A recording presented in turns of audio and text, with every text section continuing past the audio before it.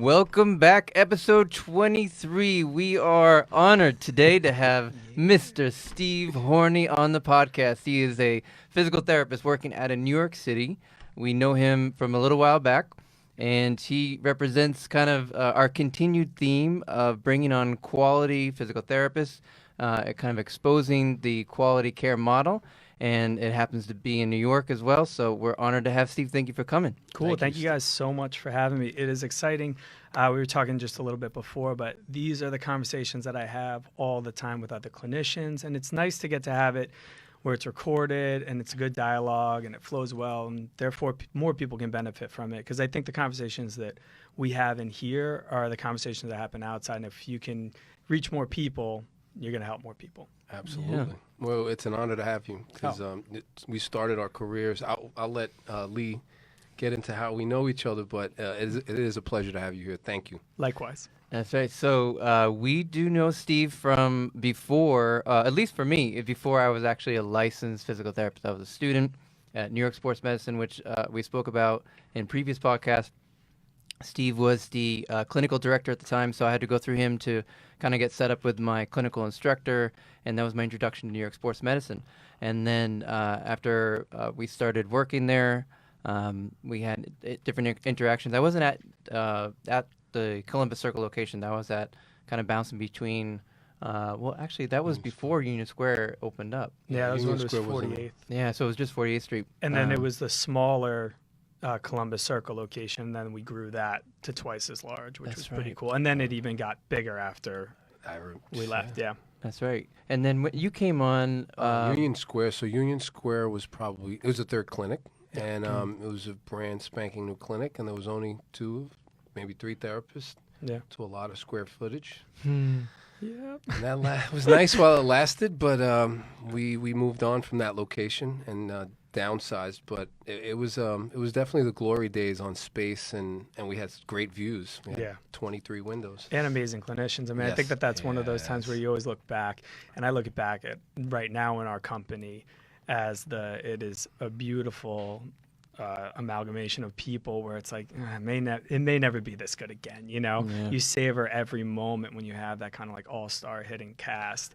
Absolutely. And then you kind of know that's not going to last forever, and you just try and keep on reloading with it whenever possible. But it was really special. I learned a lot. I have a lot of gratitude to a lot of people through that experience, as I'm sure you guys do as well. Same. I mean, like, as you said, to have all those just very influential people. It was an honor, to start off. I think I started with like 12 hours, and then the second week was 24, and then the third or fourth week was like, well, we want you full time. Yeah, congratulations to quick. You. Yeah, but that's not like that's a testament to you. The system, but that's a testament to you. That's not how everybody goes. I feel very again fortunate, and a lot of gratitude to everybody that gave me the opportunity. Yeah. Likewise. Very cool. Yeah, I mean, some people have asked what it was like, because now working at a different practice, and people who are new to that practice, they were like, what was it like before? And I will always talk about that group of people, and every day was it was almost like a huge think tank. Everybody was really excited to treat and then exchange ideas. People were constantly doing Con Ed, bringing that information back. I remember you were going through your St. Augustine certification while I was there. Yep. Now, how long did that take? I wanted to quickly ask you about that. That was a multi-year commitment. Because it's a series of 5, 4, 3, 3, 4, 3. I think it's 7 different courses that you have to end up taking, 8 if you count some of their prerequisite stuff. So it took me about 2 years to do the coursework, and then you have to study. Go down. If anyone's not familiar with it, it's a University of St. Augustine manual therapy certification. Something I'm really glad I did. It was interesting to have that layered on top of my first boss's algorithm, my current boss at that time's algorithm, and then take someone else's algorithm. Because I think what we're always trying to do is just get other people's algorithms as quickly and dirtily as possible. So I took that in really nice, and then you have to go down and actually test out on 20 separate written, oral, and practical exams in a 4-day period down at St. Augustine. Wow. And it was exactly how you would think it feels. It's really tough, and just if anyone's thinking about doing that, whether it's through St. Augustine or other manual therapy programs that have an oral component, be ready for that. Don't practice for that like a written exam. This sounds like common sense, but you need to hear it. I remember the first oral exam that I took, I just lost, like the lights went out. I was deer in headlights. It was because you have to prepare for that like a crazy person. You have to walk in your room and have flashcards and just talk to yourself. Typical Steve Saturday night, pretty much. But for other people, it's important to make sure that you're doing that and preparing for it the right way. So I took that, and I guess this kind of lends itself into my bio just a little bit, but took that and went deep dive on manual therapy. But then, and we'll get to this later, the movement world really has called my number a lot more recently. Yeah. But yeah, it's a grueling process, but it's worth it. You should do something like that. I'm not saying you have to do St. Augustine. You can do IPA, but deep dive hard on something to give you one full algorithm of someone else's in addition to the clinicians that you respect that you've worked with for X amount of years. Absolutely. That's very cool. I mean, what you just said, this deep dive into a system, an algorithm, is something that Lee and I kind of spoke, and that a lot of, I'm going to make a generalization here, a lot of newer therapists at a school have this idea that, well, they have tools. And I think it's, they do have tools, but they're limited. And the more the merrier. And the systems, multiple systems, I think, are the way to help multiple people. Yeah, but you can have a carpenter that has all the tools, but never went to carpentry school. What's the point? Like, you have more tools, but you don't know how to use them. It's the same thing. It's the guy who's fixing your, a guy or girl who's fixing your dishwasher comes in, hits it with a hammer in one spot, charges you $10,000. You say, but it took you 5 minutes. But it took them 30 years to figure out where to hit it. It's that kind of thing. It's the tools don't make, it's the algorithm that makes the clinician. Right. Absolutely. Very cool. And that's through Stanley Paris's work. Correct. And I was actually I think I was the last person to lose my stuff in front of him, but I passed. But lose my because that was his last actual class certification with him in particular. Yeah, exactly. And then he got on a boat. Yeah, that was it. Just go exactly. Just balling straight. Him and The Rock and T-Pain. I think are just on a boat, just going all over the place. Do you remember Howard Makovsky, our spinal teacher? So we were his last class. He's very talented. He really studied the doctor of osteopathic medicine. And Philip Greenman, we used his textbooks for all the MNIP courses and stuff like that. But he retired after that, and then he gave us this big speech. And we found out later he literally was going to go up to Maine and kind of sell jelly, a homemade jelly. Jam jelly? Jam and jelly. Yeah. And we were always laughing about that. I was like, that's got to be the life, That's making jelly and living up. He gave us this long speech. It was great. It was a great speech, but he was like, I'm going to passing on the torch, and hopefully someday you guys will do the same thing. And it was a very influential speech, and I hold it near and dear. Now he was at Toro, right? He was. So, and I say that but and you guys would never know this, but we actually had it written. This isn't an overshare, but we had it written in our contracts that we would only take students who had gone through Makovsky's his name, right? Yeah. That had gone through his program, because you all were the people who elected to take his spinal courses and his manual therapy tended to do so much better in the clinic that it was that was actually that was a phone call that I made, and I called and I was like, can we write this into our contract with you? Because it just seems to be the trend. And it was, and for a reason, because if you talk about that guy that way, you were inspired, or you wouldn't take it because you knew it was hard, and those people would just kind of be sitting on the bleachers for a little bit. So what you're saying, it's funny how you find out things later. And I mean, that was 10 years ago that I probably had that conversation, and it was because he is a remarkable human, though I've never met him, but much respect for him. Yeah, definitely, man. Very cool. It's crazy. 10 years later, we find that out. Yep, yeah, true. He's awesome. 100%. Cool. So I guess what kind of drove you to get into physical therapy school? A little bit of a background to that. So I think it starts with a slide into third base at Fairhaven Field at 16 years old, and it just didn't go well, and I sprained my ankle. Bad, I would say bad, but if that happened to me today, I would be laid up for 6 months. You're 16 years old. You kind of just bounce back. I missed 3 games, and then I was off and running again. But I realized how how much I disliked not being able to do the things that I wanted to do. The things that I equated to, this is my life, not being able to do them affected me psychologically. And, I know you guys talk about the biopsychosocial model a lot. Like, that was my first little dose of that, is if you can't do the things that you want to do, what is the point of this? So I knew that I wanted to help people. I've always been pretty, and it's funny, you start to, as you kind of unpack yourself down the road, I think I learned at a really young age that service to others was something that made me very happy. I knew that science and math was something that resonated with me along with biology. Physics was actually something that I did really well in school, and that kind of lended itself to kines down the road. But to come back, I knew I wanted to help people help out, and I knew that I wanted to be in medicine because science was what worked.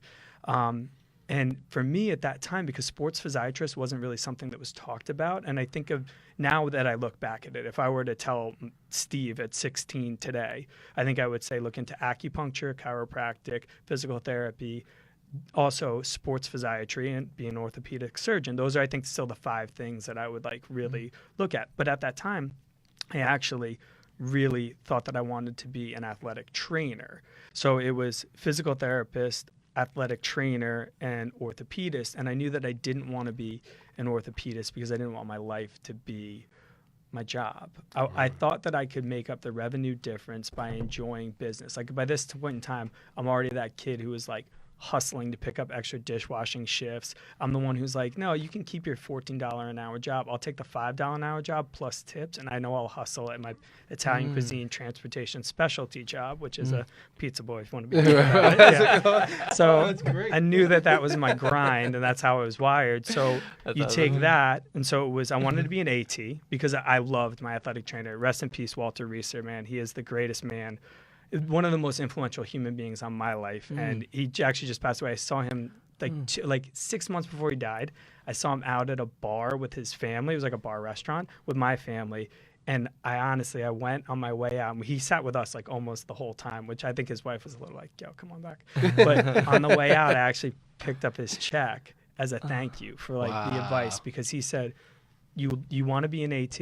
Great. BPT. Focus in sports, and you'll never want for a job. Whereas he had already been an AT for the Eagles. He was for Springfield College. He had climbed the entire ladder to the top of AT, and he's like, it's not where it's at. So then he went back to school and then was our athletic director, but was also our athletic trainer. And I was like, I want to be just like you. He's like, don't.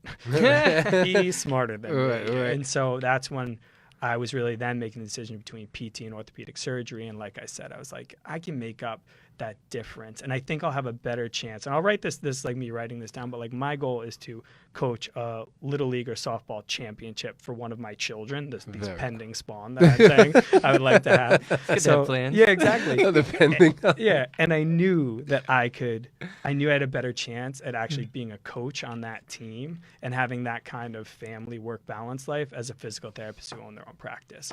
So then I looked at different programs, and Quinnipiac was the one that resonated with me because I didn't have to keep on reapplying. Like, I knew what I wanted to do, and I've always been lucky in that regard. I feel like maybe it's when I'm sleeping and I synthesize, or maybe this mind that like is constantly rolling does tend to give me, when it gives me answers, gives me pretty clear answers. And it was like, you should go to physical therapy school, not you should go to school and then do bio and then go for a master's. Like, you want this, go get it. So that was why I looked into Quinnipiac's program, which was a 3.5 bachelor's, 2-year master's, so a 5.5-year total in and out. Back when I graduated, it was a master's 13 years ago. There were no doctoral programs.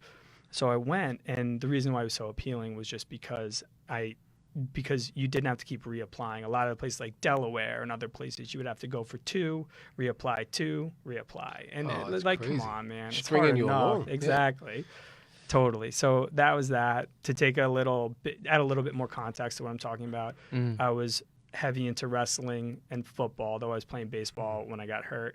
Those are my 2 sports that really resonated with me. Then I took those 2 together, played rugby through college and grad school and men's after, which was really fun, and just something that, it's funny if you, like, I know like Eric's got a little black eye. Like, obviously you're still competing in certain things. 40 years old, man. Yeah. I started later in life thanks to this gentleman here, but yeah, I mean it as I say, putting myself into some uncomfortable situations. Sure. So, life is uncomfortable, and you get to absorb it. Walking over here, it was like, all right, the toughest part of the day is over. Yeah. I got choked. I got kneed in the face. Right. But it at any age, I mean, as a kid, at 16, I was playing football myself. But again, it feels great to compete, and it feels good to learn a new skill. Right. And just get yourself in some situations. Right. And it's so funny. It's like, and again, I'm like teasing this a little bit, but more recently I've gone and got my kettlebell certification, CSCS. Cool. And it's like, I see that person that I used to be on the rugby field, and it scares me, but also kind of excites me at the same time. Yeah. I'm like, oh, like, Steve, relax. Like, we meditate now. What's up? But then you just you see it, and you're like, oh man, you can't kick that. So that's how you're wired. And so that's how I always was, and that's why I continue to play rugby throughout. And then they just reached kind of like a risk-reward ratio time where I was like, you know what? I don't. If I get hit in the head one more time, and we can talk about CT some other time, but like if my neck was what bothered me a lot, and I was just like, I got a C5, C6 cord abutment. Maybe I shouldn't be smashing your head. Yeah, exactly. And it was the most beautiful thing that I can say is the day that I decided to retire, I was done. Like, I had done it. I need nothing else. I was like totally okay with that because I had gone 100% the entire time. And then when it's over, it's over. And I guess it's kind of like the best way that you can bon voyage from someplace is like to be like, no, there's nothing else I needed to do. I did it. I'm done. So. Yeah, that's the best situation. I feel like, and especially if you've already done it for a certain amount of time, you kind of got out of it what you needed, and then you can go on and use that experience for kind of something else, which is exactly. And then almost like you take that algorithm or that grittiness that you're talking about and that tenacity, and you just put it into something else. I'm like, well, how about let's start a really gangster physical therapy company. Like, done. All right, cool, great. And you're using the same energy and the same drive Totally. toward your business. Yeah. Yes. Yeah, Very I'm awesome. still that pizza boy. I'll always be that. I was a pizza boy. Honestly, we'll take it. If we want to talk about what's made me, it was being a pizza boy and knowing that I like that hustle and that grind. I owned a boat washing and waxing company. I started with 3 boats, and then I just worked my way up, and it taught me how to keep records. And it also taught me, like, yo, if someone owes you money, collect now, because you think you're being like a good, nice person, but they forget. And the longer it goes, the more they give you the stank face.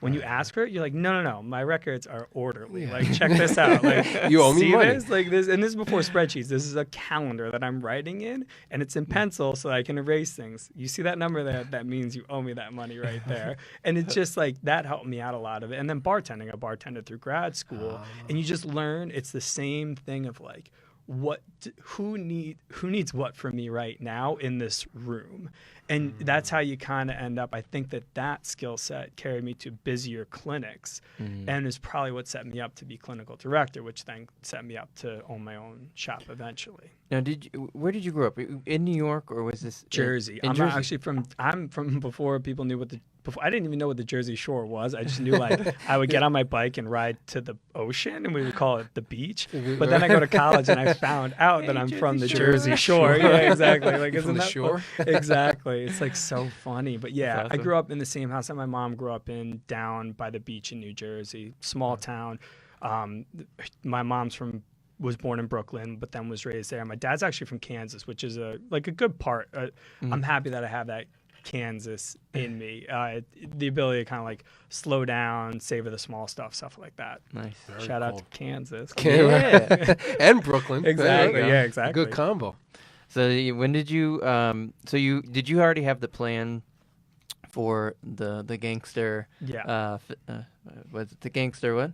Oh yeah, gangster. We'll get there. All Yeah. right, gangster clinician. Yeah. But basically, you're taking all these experiences and you're kind of formulating this idea that you do want to have this drive for helping people, medicine, successful business model, and then putting those all together. I guess one thing we've talked about on the podcast a lot is this confusion of a business model for physical therapy, because it can, I feel like it's now coming to light a little bit more with, clinics, either these mill clinics and or pharmaceuticals, stuff like that. So trying to meld or have this nice balance between being able to have a successful business that makes money, but also delivers quality care. Right. So do you challenge yourself with that a lot, or does that challenge you quite a bit now, or is that something that you've always had in the background to? I always knew And to answer a question, just because I think it's funny, but did I always know? Like, I knew when I was a kid, I swear, I said this before I went to physical therapy school. I'm going to physical therapy school so I can start Horney's Helping Hands, and it's going to be awesome. And everybody's laughing, and it's so funny. That's Recently, I digress for a moment, but it's so funny. I actually got shirts made up. I'll look at the cameras. But like, that are like this, so you can Hands see it. on. Hands on. And it says Horney's Helping Hands, and it was when it was SteveHorneyPT.com before. So there's some vintage baseball shirts. They're pretty you cool. gotta get those. And I swear to God, I'll give you guys that. Just like email me. and I swear to God, I've never seen my mom laugh. So my mom, she's our office manager. She does it remotely, but it's amazing. You need a hawk, whether it's your mom or not. You need a hawk. And I swear to God, I've never seen my mom laugh so hard when I gave her her own Horney's Helping Hands. And it was in that moment she was like, "I'm so proud of you," because we both knew, like, you can't just throw. You have to be at a certain established point before you can make a shirt like this, which could totally tear down your career. That was like my look, I made it, mom moment. And it was this like, how did I create such a weird child? And then also like, I'm so proud of what you're doing. So all in that laugh, it was genuinely the funniest the hardest I've ever seen my mom laugh. That's awesome. So yeah, so Horney's Helping Hands was always going, but I knew I would never do that grind of in-network. So and again, we'll talk about this when we talk about the steps of starting a clinic. Mm-hmm. It's a metrics conversation. It's a mathematical conversation. It's nothing else. And I knew that I did not want to be in network and I did not want to be a mill. So therefore, I was only factoring out of network patients into my thought process. And I knew that any advertising was only going to be towards people who could provide out-of-network patients.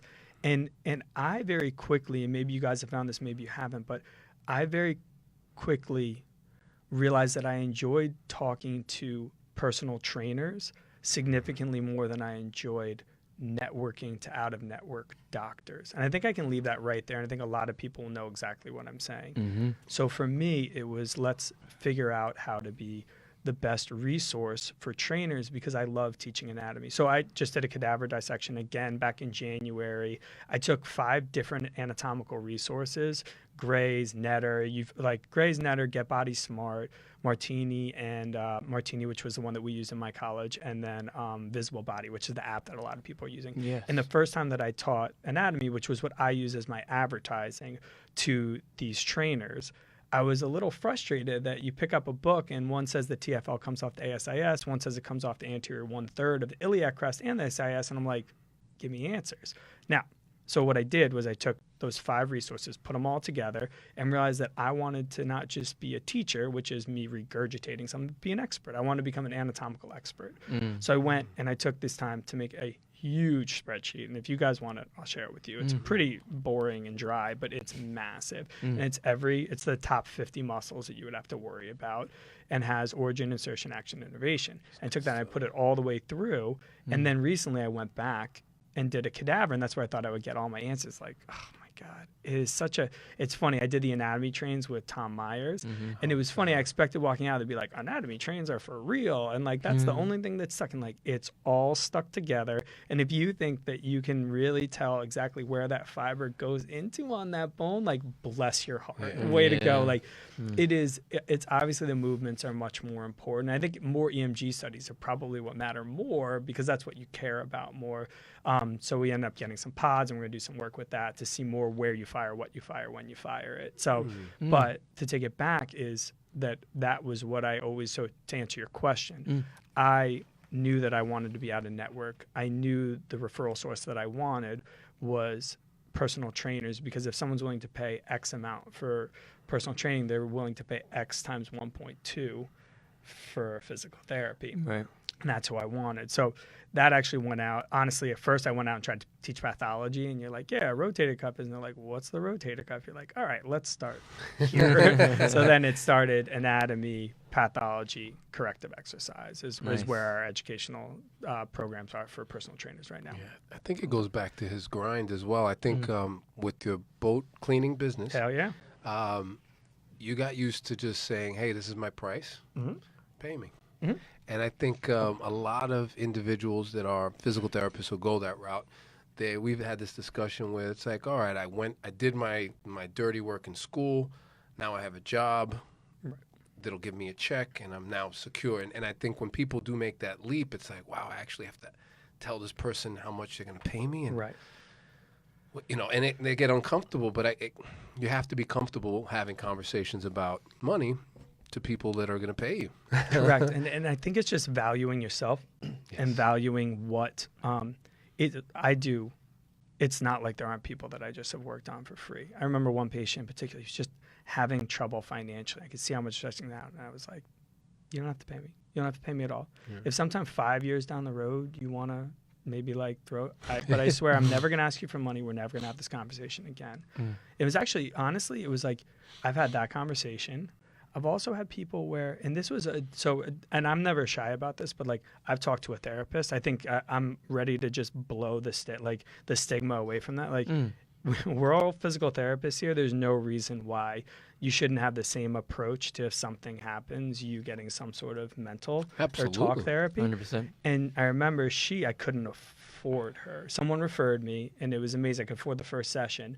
And she just said to me, she's like, just pay whatever you can. And I was like, well, and she's like, just pay whatever you can. Wow. And that was it. So I've taken that approach. And then the other side, I mean, like me and my mom, my dad, myself, and Carl, who's one of our amazing clinicians, are all going down to Ecuador for a medical mission this year. The reason why I'm saying this, it's not about money. It's about respecting your time. And if someone can't afford to pay you, they should pay you for your services because you're worth it.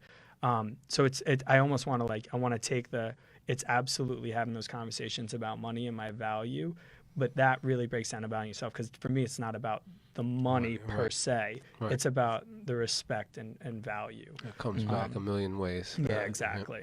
So it's super important. Yeah, we're lucky like that. Very that lucky. We're lucky to have a skill set that is valuable in this society. You know, you could be the best, I don't know, like cup maker, but that may not pay for all the bills that you may incur. So it's nice that I feel it's the perfect balance of, for me, I realized early on, you guys probably did as well, my friends that could afford to travel, all I care about is travel. Like I drove a 1997 Saturn up until 4 years ago when she broke up with me. Got rest her soul. Yeah, exactly. Like I'm not. She was like, I'm done. Oh my God. She started lying to me about what gear we were in together. It was crazy. That's when I knew. Even my mom was like, this one's got to go. I haven't seen a Saturn forever. Yeah, they're not orbiting much anymore. No, yeah. I haven't seen a Saturn. Yeah, You're right about 100%. that. So it was like, awesome. If you kind of like look at everything, what were we just talking about? I'm sorry, we went to the physical. I just pictured my old car and got so nostalgic and totally lost path of what we were talking about. Business models, quality care, kind of forming that around that with getting, and then also getting paid what you're worth. Travel, that's what it is. Yeah, go. that's what I'm saying. All I care about really is travel. Like that's all I really wanted to. And so I came to realize at a very early point in my career that my friends who could afford to take the trips that I wanted to couldn't take the time off, and the ones that could take the time off couldn't afford it. And I was like, sweet spot. That's a great professional goal. I know it sounds weird to use your friends as kind of your barometer for that, but if you can afford and still take the time off, you have a decent work-life balance. Yes, so, definitely. Rest in peace, though, my Saturn. Dragon, I love you. Dragon. It's my baby. Had a name and all. That's great. Exactly. That's awesome. But yeah, and I do think that all comes full circle, especially for the information that's coming out now with the cost of surgery, healthcare costs, and then what a physical therapist could provide in terms of movement, information, education, all that stuff. So I feel like that can be a simple conversation with a patient too, is be like, yes, this could be whatever it is the price right now, but the information I'm going to give you might be lasting you a couple of years in terms of taking care of yourself. Well, a lifetime. Yeah, it's my grandfather. Like my grandfather, I remember the favorite quote is an ounce of prevention is worth a pound of cure. And maybe like Ben Franklin also says that, but I'm pretty sure my grandfather said it first. I'm just kidding. But yeah, it's 100% the case, and a lot of the research is reflecting that. So that's nice that it's on our side. It's good. We're in a good position, I would say, for future healthcare, no matter where it goes. Exactly. Yeah. I agree with you. No, I totally agree. We've So I was gonna say the central I don't know why I can't say it. No, I know. You're thinking about my old car. You didn't think about my old car or my T-shirts? Yeah.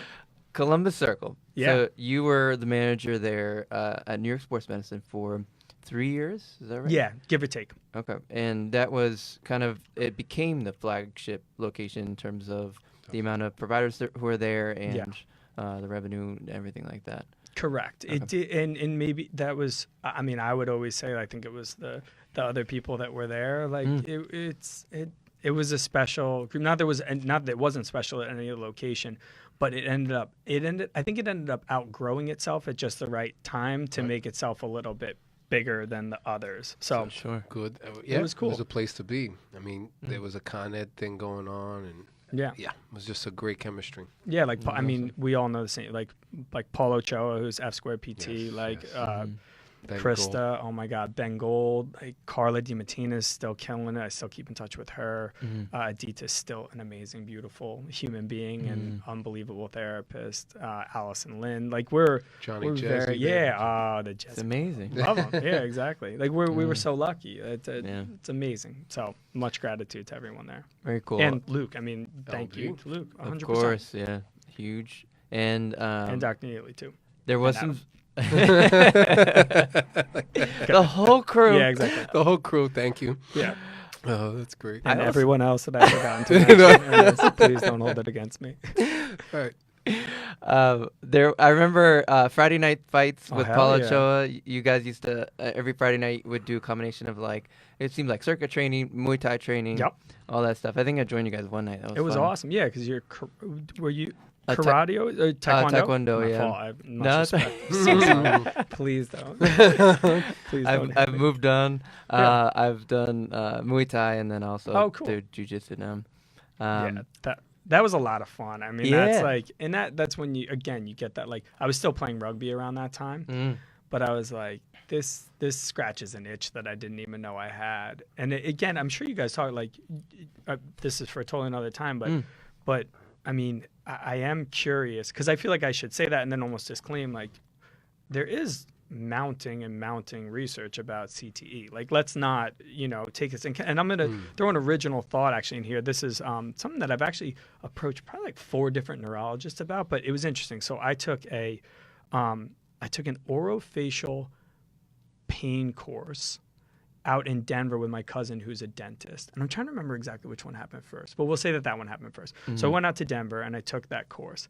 And it was interesting to talk about, they were talking so much about how sleep was so important. And this was one specific doctor who was talking about the sweeping that occurs from your that occurs in your brain when you fall into a deep sleep. My impression, and this is not my realm of expertise, and I'm sure anyone listening who this is there can either write in and tell us and just give us a little more information. But my impression is when you fall into a deep sleep, your CSF sweeps away the byproducts, and one of the main byproducts that it'll sweep away is the beta amyloid protein or amyloid beta for which is one of the main contributors to Alzheimer's disease. Yes. And so it was a huge link between the deep sleep and the ability to get into deep sleep, and then the clearing away of this, and then quite the opposite is if someone's not getting into deep sleep, then them having trouble sweeping it away, which can be a predictor for Alzheimer's. Are we all on the same page with that? Yes. So then I came back maybe like 4, and then 4 months later I went to NYU's head trauma symposium. And it was really interesting because the CT is the tau protein. Am I pronouncing that correctly? Tau. Either way. I don't know. It is. It's one of those. Check it out. But Google it, right? That's what it's telling people. Yeah. Check it out. But it was so interesting that no one in that room was actually talking about sleep. And think about how many football players have big ass necks. I mean, I used to snore so much more. I used to have so much trouble. And I'm just curious if anyone in the NFL is mandating that these guys get sleep studies like day one. Day one, when you walk into a college football or a high school football, get a sleep study, because maybe there's something in that answer to why people do or don't get CTE. And now, the more recent studies is like, and almost would say like show symptoms of CTE, because it seemed like, I think it was 111 out of the 112 NFL players that they dissected their brains, or it was out of all of the NFL players, only one didn't have high 90s signs of CTE. yeah. Exactly. So maybe is there something in there between that one person who didn't, but then also the people who do or don't show symptoms, that it really actually goes back to sleep. So it's actually almost like, could we be preventing CTE by mandating that they have, if they have, depending on what, like a mandibular anterior translation unit or a CPAP that night, or they take melatonin that night, or they do breathing exercise before they go to bed that night, they don't drink alcohol that night. Like you and I all know what leads to a good night's sleep. Is that being mandated of players on that night of their game night? And I know we just went hard tangent on that, but that's, I approached actually Princeton, I think it's BU has a big CTE center.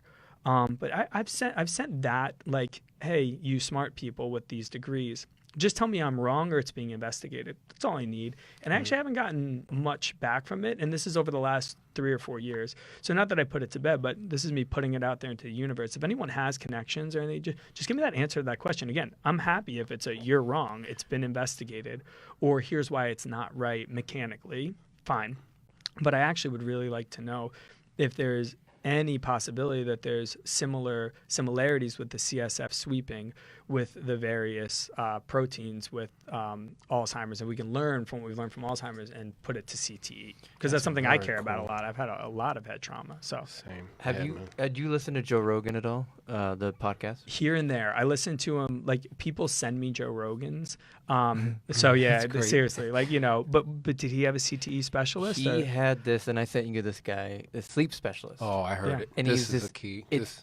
I think the information will you at least get some of it from there. And if anything, I would reach out to that individual who's super involved. He's a sleep scientist. He wrote a couple books as well. Yeah, Perfect. and the information that you get from that podcast is both incredible, like incredibly illuminating, but also very scary. Yeah, because when you don't get a good night's sleep, it's like he just like bullet points like what happens, and like this is an absolute fact now in terms of the amount of studies that they've done over the last decade. Do you guys monitor? Like this is a heart rate monitor. This is the Aura Ring. It's amazing. I heard about this. Check it.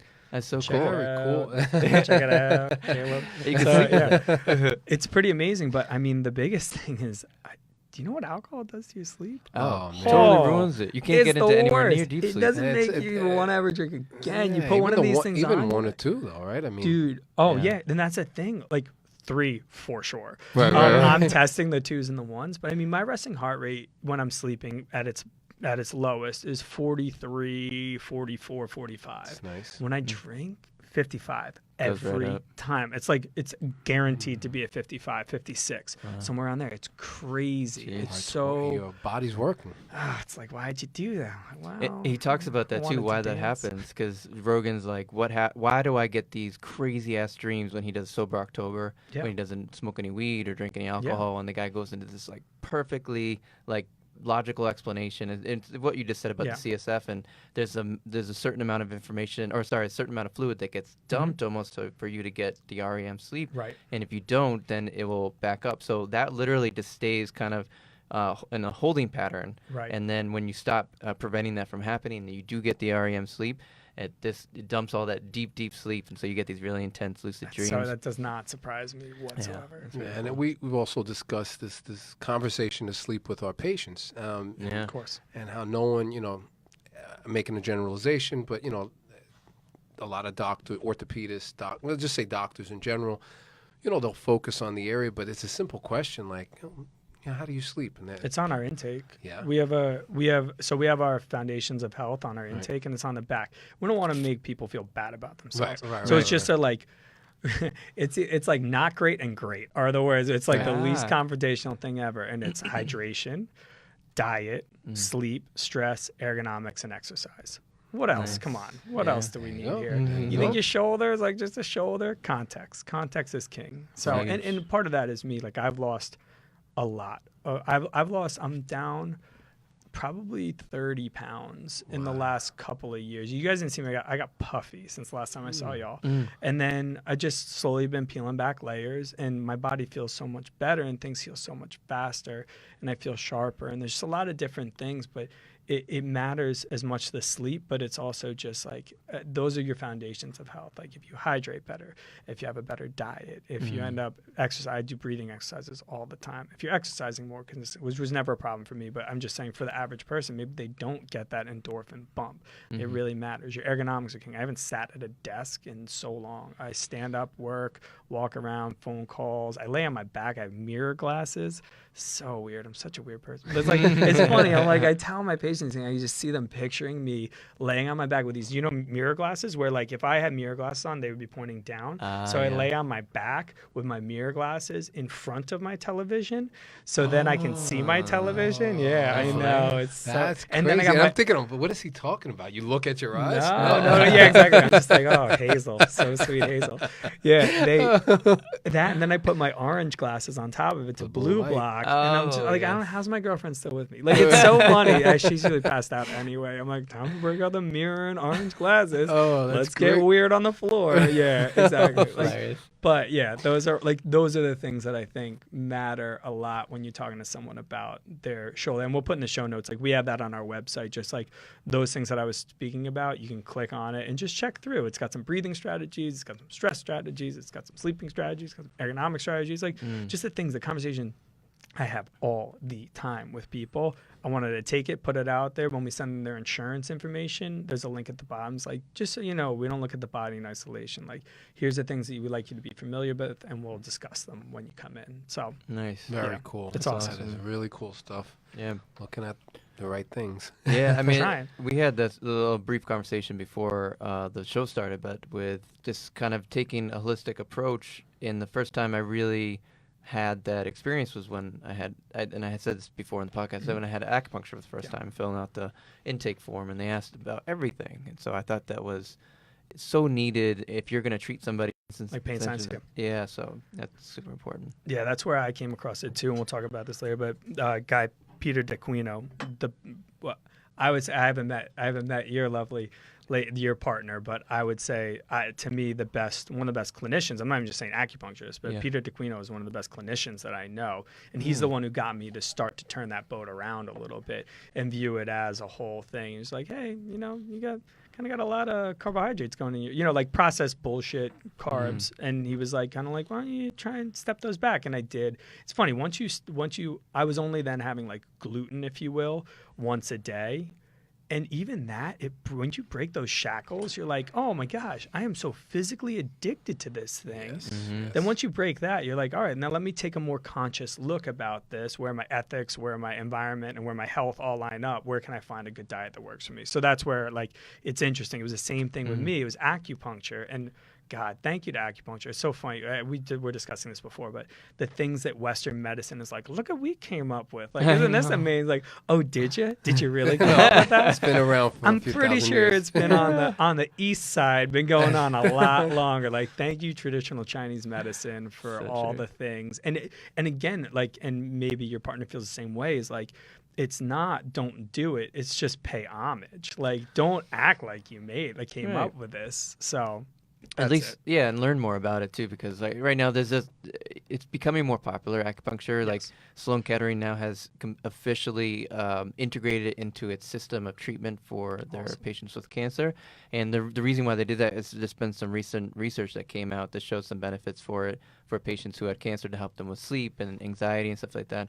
But it's coming to the forefront, and then it's getting a lot of criticism because there's a lot of like sham studies that's showing it doesn't have an effect, but there's also animal studies that have an effect. So I really think they need to take a step back and like kind of look at what it is first before they start saying, oh, well, it doesn't work. And Try it. So Try exactly. it for a prolonged I mean, it's a game changer. You think you're sleeping. You think you feel good. You think you're you're on the wellness track. Right. And then you get a check from a clinician. We share a clinician or two, and Lee, one of the many things Lee has put me onto, but acupuncture, and he was like, it's a game changer. I was like, give it a shot. And like 4 weeks later, like, wow. Right. I'm waking up rested. And Sure. and again, you just know the margins. I mean, cutting certain things out, adding other things in. Right. Game changer. Definitely. And the clinician matters. for Like sure. we're Oh, talking about, like, if anyone's like physical therapy does or doesn't work, we'd be like, whoa. Right. There is a clinician on a day choosing an intervention for a patient. Those are 4 variables that are different in every single scenario. So Right. that clinician, like you may be very lucky, and, Very and lucky. that's the it's for whom does it work best for, and things like that. Those almost like clinical predictor rules to make things a little bit more scientific, is I think what they're shooting more for in the research. Yes. It's not just like acupuncture. It's Yeah, like, yeah. right. This acupuncturist who, through this traditional Chinese medicine or this this family school of thought, because I believe it, I hope I'm not misquoting that, but like in Japan, it's more familially based. There'll be different families that will, but traditional Chinese medicine took everything and tried to put it together to make it a little more standardized, if you will. Gotcha. So needles going into people, if we're just taking that, is one thing. Then traditional Chinese medicine is one thing, and the different familial Styles. schools of thought and schools, and then each different clinician taking is no different than Maitland, Mulligan, Mackenzie, Stanley Absolutely. Paris, and things like that. Yeah. It can work for different people at different times. But Yeah. I'm a huge, all in all, especially the holistic approach, but I'm a huge, and my number 1 referral is to acupuncture, so I'll just leave it right there. Very cool. Very Nice. cool. Going back to the gangster ass clinician. Oh, yeah. So, Oh, you want to talk about that? Yeah. Yeah. Yeah. Of course. so yeah, how did you come up with that? I love that. And when I read Oh, that, my- I initially misread it as gag, like the Glycoaminoglycans. yes, and I was like, is he gonna talk about like soft Oh, tissue? you want to talk about mechanotransduction right now and how Ooh, that yeah. means that you Oh, can let's go. start a clinic? Honestly, I wrote this. I have this conversation all the time. So just for everyone who's listening, is 7 years ago started my own practice. And that was a little bit sooner than most of my friends. So therefore, you become the, hey, Steve, what you doing? You get the text message, you're like, what are you really asking? Yeah, yeah. And it's like, hey, I was thinking about, it's like, let's go out, let's have a beer, let's talk about this. Let's sleep poorly that night. Just kidding. Like, oh, let's just trash our CSF stability It's or all whatever. right, Yeah, we're young. exactly. So I've had this beer conversation 10 times, and I've had this conversation with students another 10 times. And honestly, what I'm like, you have to be a gangster ass clinician. Like, and I'm like, you have to be a very good clinician. Like, you have to be the best clinician out there. and so this is, and we're going to start. So this is what we're saying. This is starting a practice 101. And the first step is being a gangster ass clinician. You have to be, and this comes back from actually where we all used to work together, is I remember saying that the goal was that if on Manhattan, if all physical therapy clinics blew up and there was only 5 standing, you want to be one of those 5. So if all of physical therapy blew up and there's only 5 clinicians standing, you got to be at least in that conversation. That's the most important thing, because I've seen people who try and go like, well, I have a marketing. I used to be in sales and I used to do that. Elbows don't care. Are you a good clinician? That is the most important thing. You want to start your own business, be the best clinician in an area, and you will be. So that's the number one thing. And it goes back to what we were talking about. It's like, do a deep dive. Like, don't just take a rock blades, and don't just take a taping course, and don't just take one dry needling course. You need algorithms. Algorithms come from reps. If you can take them from someone else, great. If you can take them from a mentor, the best. If you have to take them for continuing education, do it.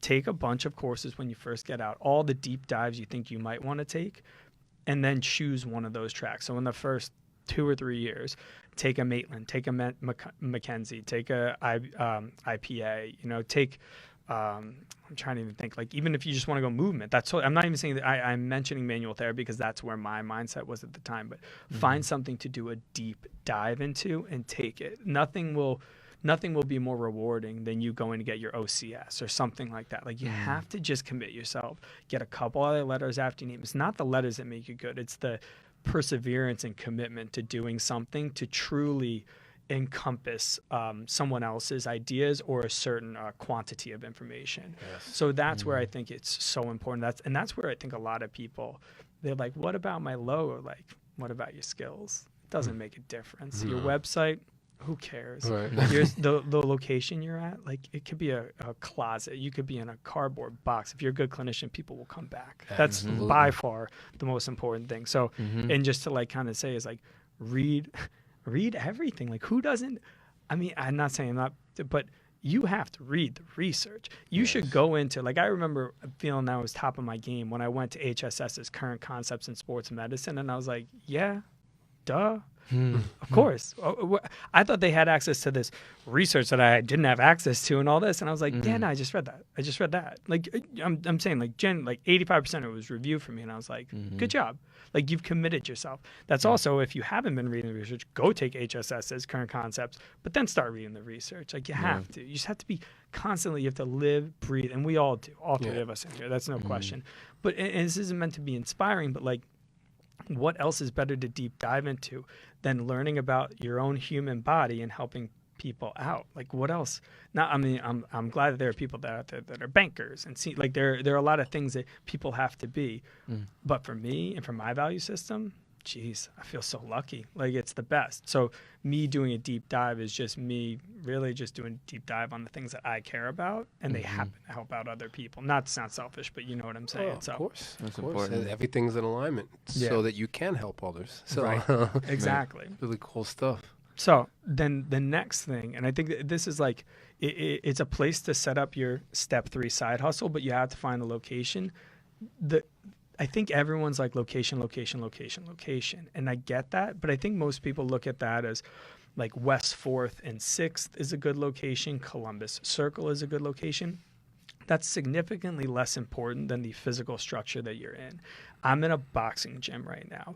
It's a boxing gym where there's 10 on-staff where there's 10 on-staff trainers, and then there's 40 independent contracted trainers there as well. And I'm the only game in town.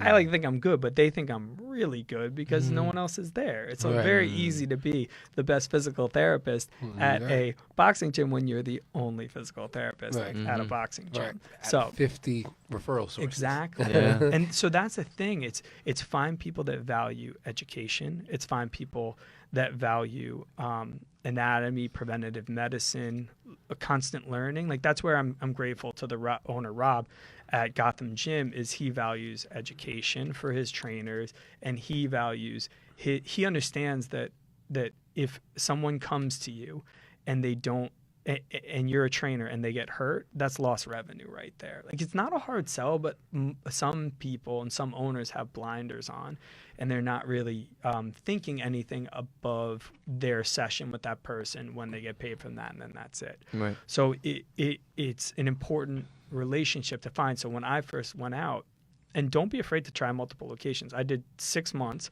One was at a doctor's office, one was at a yoga studio, and one was at a boxing gym. And I did 6 months. And by the end of that time, it was blatantly obvious that the boxing gym was where I should be because of the things that I mentioned before. But don't be afraid to try it out, because that's perhaps the most important decision that you're going to make, and be thorough with it. I called 58 different yoga studios, Pilates, wellness, gyrotonics, and doctor's offices from outside of my non-compete, and I called every single one, and I have my spreadsheet. Do you have a day rate? Do you have a per person rate? Do you have a monthly rate? Are there other clinicians? I have my big spreadsheet and just kind of looked at it and was like, okay, let me go visit these places. Then after I went and visited, okay, how did my gut feel? How did my heart feel? How did my head feel? Then you're like, okay, well, these are the 3 that seem, by what I'm using as criteria to judge them, would be the best fit for me. Let's try all 3 of them for 6 months, and then we'll go for it. And that was the most important decision that I think that I made. Everyone's like, you're so lucky that you found Gotham Gym. I'm like, look, you want to see my nerdy ass spreadsheet? I will show it to you. I'm the son of an engineer. There's no luck in this.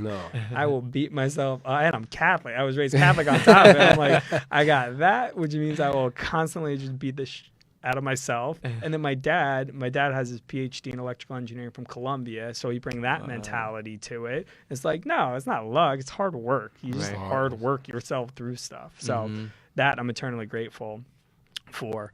But that was the most important thing. And then the third step is you got to set up a side hustle at that location. So this is like kind of the important thing, but a lot of PT practices don't offer strength training. They don't have the ability to do it, and that's a perfect way to get your side hustle going. When I was, and this is when we were all together, but I was managing, this was a fun time in life. I was managing, so I was treating 39 hours, no dig, but if anyone's like you give me 1 hour to manage, like, come on, man. Oh, Like, I I was know, treating 39 hours. Yeah. I was managing. I'm air quoting. You can't see this on the air. Air quoting. Managing for 1 hour, which meant that I was managing really for 6 hours, we'll say. Yeah, exactly. Like, I'm going to say the lowest possible is that I was 45 hours of true clinical necessity, minimum every single week. I was studying for my St. Augustine manual therapy certification, and I started to build up a side hustle, if you will. I got the first person I can still remember was I wrestled with this woman's kid. He was the 140-pounder JV. I was varsity in high school, and she lived in the city, and her trainer had left and said, hey, would you be able to train me? Boom, 3 times a week. And I knew, like, so 3 times a week. I knew once I got to 5 times a week, and these were my numbers. And these weren't truly based on mathematics. That was gut. And then before I made the big jump, it was numbers. But it was me knowing that if I could get to 5 times a week, then I would resign as manager. And then I would cut back to 32 hours after that. So my first step was resign as manager, stay at 40, and I got my 5.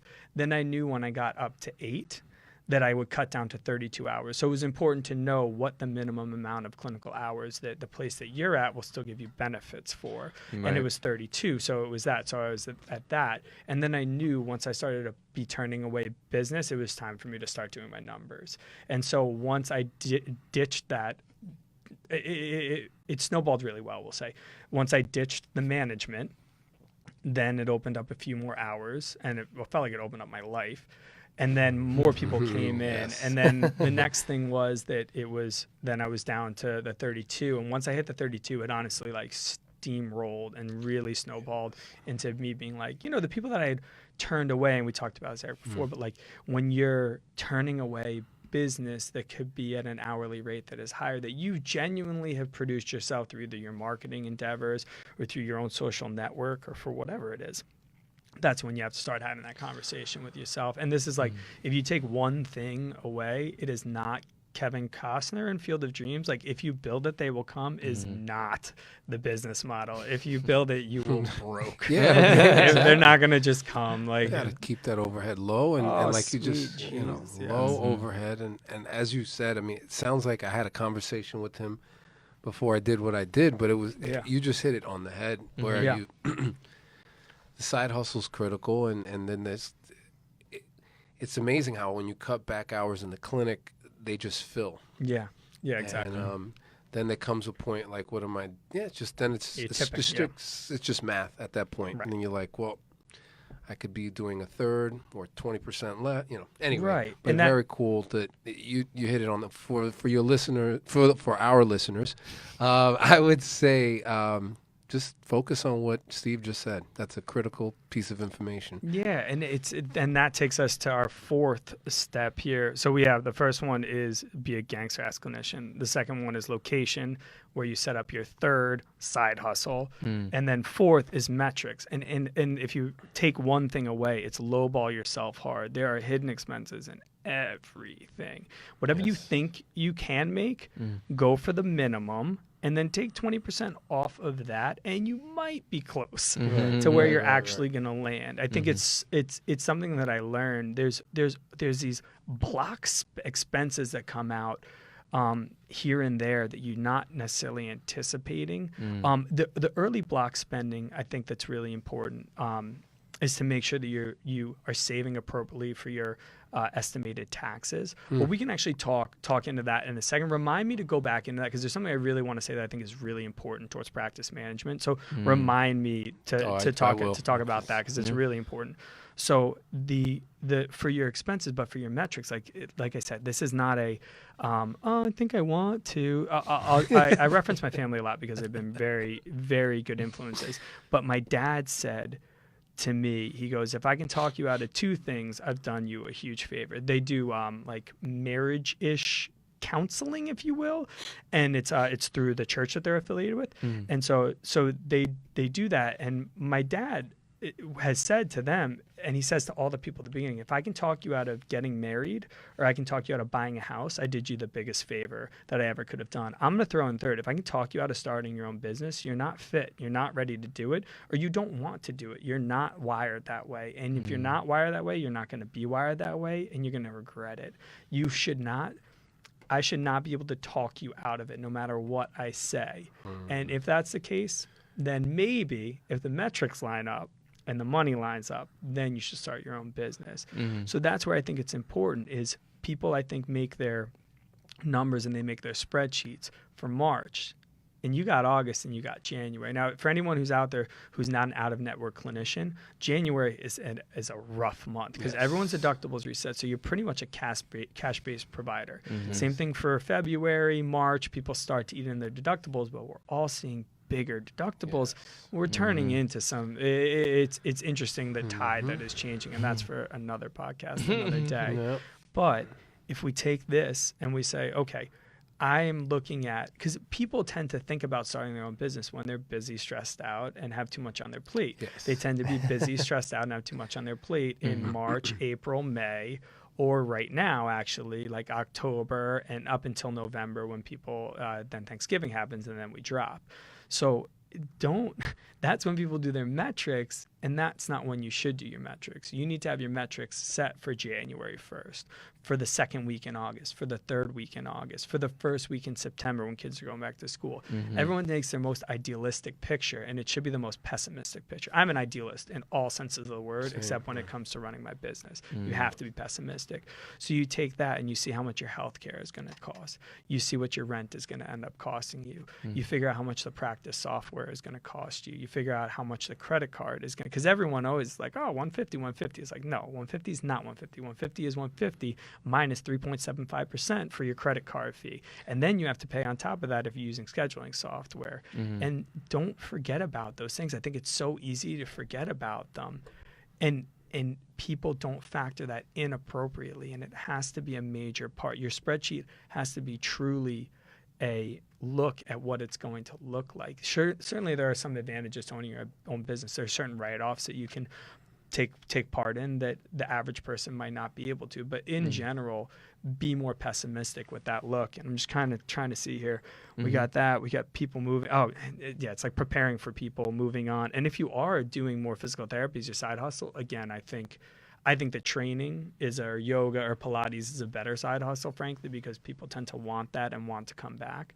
But people get better. People don't need you, or they lose their job, and no one factors that in. You need to be able to reload, and that's what you need to look at. Almost more importantly is your reload rate rather than your retention rate. So how quickly can you reload? So that, and then I think I already said this, whatever you think it'll be, 20%. And then the other thing is keep your expenses low. So this is the fifth part. So again, just to recap, be a gangster-ass clinician, find the right location, get your side hustle going, create an expense report, like your expenses really matter. But then this is make sure that as many things can be tied to your revenue as possible with your expenses. Most gyms will have a per person rate. They'll have a day rate. They'll have a monthly rate, and you want to find out what those rates are. Now, not all gyms will have all of those, but they'll usually have one or two of those. So make sure that you talk to them and you figure out what fits best for you. Those are the perfect scenario places, because you don't want to have a big nut every month where you have to, in August, pay X amount of rent, $1,000, $2,000 rent, which you would be fine in March to do, but you're not fine in January to do, and you're not okay. So you need to almost be boiling over for a little bit of time. Like you need to have a couple of, I would say, I think you need to be bursting at the seams, and that probably means that you're bursting at the seams in March, April, and May once, perhaps before you make some really big changes to where you jump up. I was not here is my monthly rent. We have a contract person at the gym that I'm at for significantly longer than you would probably think. It was probably like a year and a half. And I've been there for 7 years. It was probably a year and a half that I was still buying the largest package that I could, because I was keeping an eye on the metrics every single time. In August, it didn't make sense for me to be on a monthly And if it's just 1 month, you take the whole and you look at everything, you look at your whole year. But you need to have, obviously, more times where it's financially advantageous to be on a fixed rent for you to actually make that jump. So, you're starting to build this up, and typically people start to build that up on a Saturday. They'll work their 9 to 5, they'll go on a Saturday morning, maybe they'll do a couple free assessments and then treat like 2 or 3 people on a Saturday. I think that's the most ideal and most logical thing. But then you just keep on watching and keep on doing your numbers and seeing when then you should jump up to a 10-pack, and then when you should jump to a 20-pack, and when you should jump to a 50-pack, because you don't want to hamstring yourself with having too much tied up in those expenses, because it takes all the fun out of the job. So again, it's like you got to be the best clinician you can possibly be. You got to find the right location, do your work, then it'll pay off huge. Set up your side hustle inside that. If you want to teach anatomy, that's a great way to do it. If you want to do free assessments, that's another great way to do it. I did both of those. It really does help to drive business. And then just make sure that you have everything else, that you really like, that you're tying everything to your mathematical conversation, and then keeping your expenses as low as possible. This is not a time for an ego. This is a time to make money. This is a time to be successful. And again, we're not saying it's all about making money, but if your true goal is to help people, you can't help people if you're out of business. And it's a really stressful, I've seen it happen. It's very stressful when something doesn't go the way that the person expects it to. So that's kind of, those are my 5 things. Now I'll touch on what I was going to talk about putting away. Yeah, exactly. So this is, I think his name's Mark Markowitz. It's called Profit First. Google it. My girlfriend saw that I was stressed about money. It wasn't even like, it was more a cash flow issue, which means like when your money's coming in and when it's going out. It wasn't like if I had all the money at the time that services were rendered, which we all know doesn't happen. You have to wait for 3 months is a nice ballpark number to use to get paid. That was where I was having a little bit of trouble with. And when I would pay my estimated taxes, I would get shot. And then I would do, also when I did my SEP IRA, I would get shot.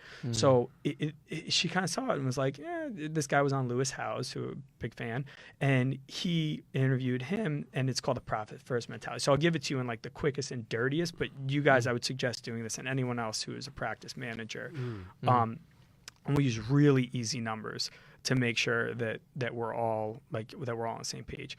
So you need to find your big expenses for the year. So the biggest one is obviously your taxes. The second one is usually your SEP IRA. You should be saving for your retirement. And you don't know what that number is going to be because it's generally based on your either profit or it's based on your revenue. But either way, find out whatever that was from the year before. Maybe throw it through a 10% adjuster if you're a growing business, maybe a 15% adjuster, but find out what that is. Find out your disability insurance, all the things that you pay in chunks. Take them and put it into this big pot and say, these are the big stresses that if I don't see them coming, they will stress me out. And what you do is, let's say that you take all those, and this isn't like too crazy numbers, but let's say you take all of those numbers and it comes out to $52,000. All you have to do is every week then, and that's why I use 52, every week you take $1,000 out of your checking account and you put it in your savings account. So every time you know that you're saving for those bigger expenses, so that then on the first of the month of your June or your, March, June, January, on your tax in September, I think, or your tax, or the time that you have to pay your estimated taxes, on the first of that month, you pop back in whatever the amount's going to be so that you have it in your checking account and then have it pull from that. So you're taking out whatever that amount, whatever the big amount is. So your SEP plus your taxes plus your disability insurance plus your HSA if you have one, plus anything else that stresses you out that doesn't come out on a weekly and you just pay monthly or things like that. So take all that and pull it all out and then calculatedly bring it back in when you need it. And then on March 15th, you'll be left actually in that savings account with whatever your SEP IRA contribution is. And so you'll be always chipping away, but then it's going to be building up and then chipping away and building up. And you'll end up right there with whatever your estimated amount for your SEP IRA was. It At makes the end- life at the end of the year. exactly, and it's right there, and then you don't have to stress about like, is this a good time? Do I have to file an extension? Can I write this check? That check will already be in your savings. So the real crux of it is you have to run. You need to run 2 bank accounts for your business, no questions asked. And you need to be pulling the expenses over in real time, but pulling them over consistently and weekly, and then putting them back in real time, so they're only in there for a minute before they go out and they get auto withdrawn. So that's my that's saved me a lot of anguish, and I've had that conversation with because that's valid for anyone, not just a physical therapist, anyone who owns a business. Right. That's a much better. You have to be running 2 bank accounts, and he runs 5 in his program, but two worked well for me. Right. So, Oh, wow. Well, That's super important. right on target. That is definitely want to talk about these quarterly taxes. That's gotta love it. Oh, America. man. Yeah, man. I love paying my taxes. Yeah. If anyone the IRS is listening, I love it. It's They're Same great. here, man. Oh, I look forward to it. Yeah, me every too. time. I'm just like, It's like great. Christmas for me. Exactly.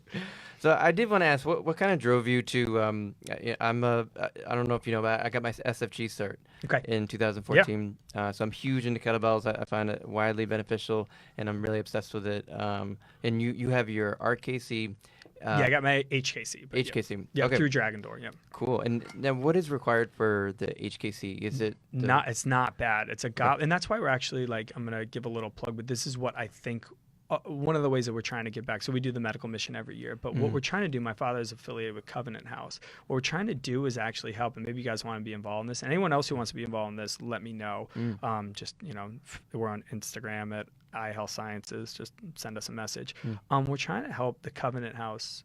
We just submit our applications. I'm speaking about this in real time. I have a sense that this stuff takes longer than you think it's going to take, but helping them, the residents of Covenant House, which is people who have gone through the foster care system, but it's no longer. They're 18 to 22 years old, so they don't really tend to have a place to go. We're trying to actually help them study for the HKC because it's a goblet squat, a Turkish get up, and a swing. Okay. That's a doable thing, but if you can know those and teach those 3, it can really kind of like whet your palate for more exercise strength training. And so that's what we're actually trying to do, is trying to get more people involved through fitness through then having our patients sponsor the residents of Covenant House for their HKC, because it's so bite-sized, they can do it, and then hopefully have them continue to grow, and then we'll offer them our fire certification down the road. But like so HKC is actually what got me into it. But it was actually, so I took a course by Dr. Craig Liebenson. Are you guys familiar with his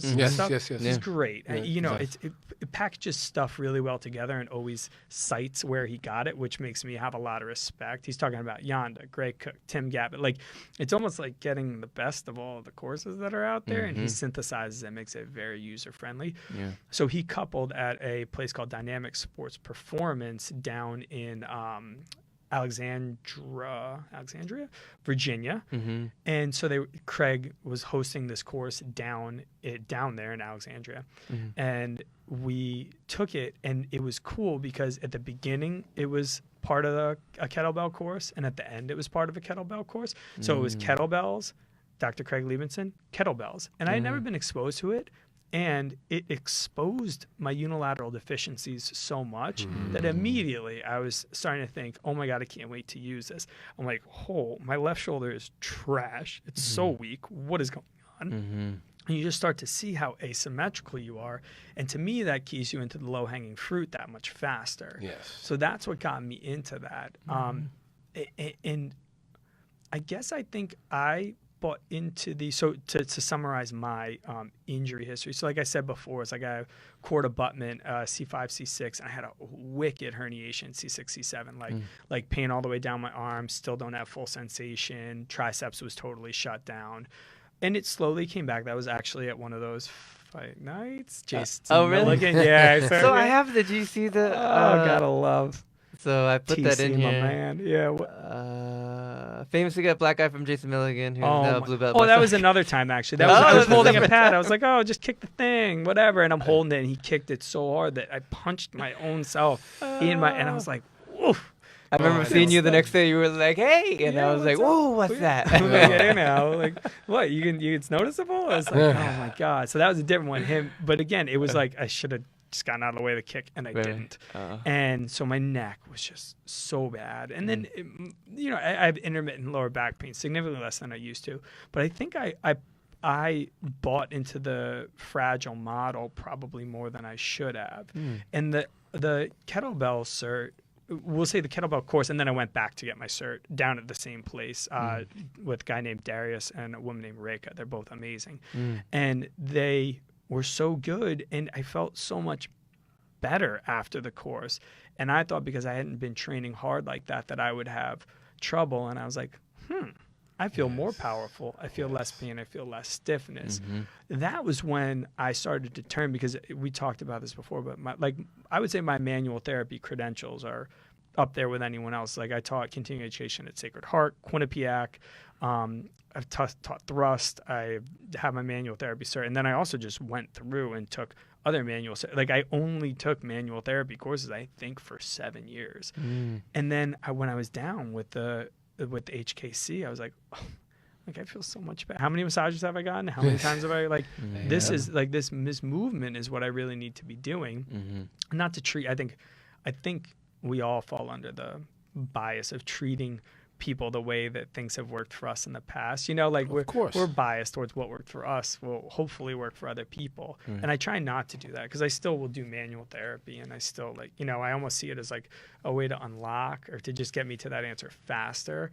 If I can rub someone's TFL and they're having trouble with their glutes fine. I know you guys talking about glute. I mean, my left ass cheek does not work sometimes. I mean, I'm not sure it has amnesia or it just needs it's a little browned out every now and again. But either way, if someone gets in on my TFL and maybe does some sort of active release stuff through my piriformis, it gets my glutes fire faster. No doubt in my mind. Whether it's neurological or it's mechanical or whatever it is. It works. So mechanotransduction, restoring slide and glide to the opposite, antagonistic strike. I don't care. I'm just saying, I know it helps me. Yeah. So then I started, and this is where I need to give a shout out to Carl Eichenfeld, who is he's a straight up mobility sorcerer. I'm telling you, this guy knows how to program people. And this is so I was just interviewed for Barbend magazine. I did a Palloff press video for them. Nice.